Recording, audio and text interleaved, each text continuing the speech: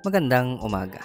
Yun nga, at mayroon akong nakabook na client ngayong araw at medyo na-late ako sa pagdating kasi sinundo ko yung aking anak. Bali, ang gustong mangyari ng ating client ay makover itong scar dito sa may kanyang legs at gusto niyang takpan yung pangalan ng secret dun sa may kanyang dibdib. Kaya tinanong ako ng ating client kung anong magandang i-cover dito. May naisip naman akong design kaya yun ang ginawa ko at ni-sketch ko siya na ang balak ko talagang i-cover dito ay isang flower, isang cherry blossom na flower. Bali ito na po yung in-sketch kong design na ipang-cover sa scar ng ating madam. At bali dito ay gumamit ako ng IMO printer. Mas mabilis kasing gamitin, hindi ka na maghihintay ng matagal kaysa sa normal na printer na kailangan mo pang mag-trace. Tsaka dito ay mabilis na, hindi ka na aabutin ng ilang oras sa paghihintay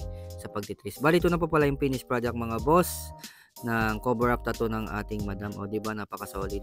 Bali dito inabot kami ng 30 minutes sa paggawa ng cover up tattoo ng ating madam at ito na po yung next na gagawin natin kay madam.